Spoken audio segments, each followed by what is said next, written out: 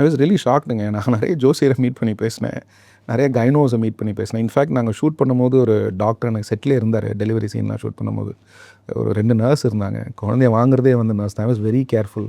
இந்த குழந்தைய வாங்கணும், தூக்கணும், அது கரெக்டாக இருக்கணும். ஒரு நர்ஸ் பிடிக்கிற மாதிரி தெரியணும் அப்படின்னு சொல்லிட்டு. அப்போ நான் இது சம்மந்தமாக நிறைய பேர்கிட்ட ரிசர்ச்க்காக மீட் பண்ணி பேசும்போது I was really surprised. Delivery time ஒரு 2 நாள்னா 2 நாளைக்கு முன்னாடியிலேருந்து டாக்டரும் பேரண்ட்டும் டிஸ்கஸ் பண்ணுறாங்க. எந்த டைமில் குழந்தைய வெளில எடுக்கலாம்.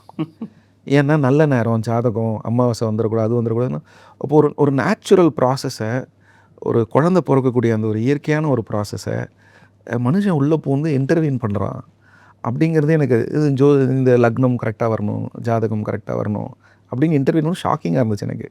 அது ரொம்ப நார்மலாக வேறு சொல்கிறாங்க. இல்லை நாளைக்கு நான் சாயந்தரமே எடுத்துடலாம் அப்படிங்கிறாங்க. மெடிக்கலி கண்டிஷன்ஸ் இருந்துச்சுன்னா பிரச்சனை இல்லை.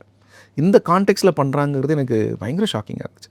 ஸோ தென் ஐ அண்டர்ஸ்டுட் அதோடைய அந்த இந்த லக்னம் ஜாதகம் அப்படின்னு சொல்கிற அந்த மேட்டர் உடைய வீரியம் என்ன, அது எவ்வளோ தூரம் மனுஷனுக்குள்ளே போய் இறங்கி இருக்குது, அது எப்படி நம்புகிறாங்க, அதோடய சிஸ்டம் என்ன அப்படின்னு பார்க்கும்போது தென் அதோட ரிசல்ட்டு தான் அந்த க்ரைமோட எக்ஸ்டென்ஷன்.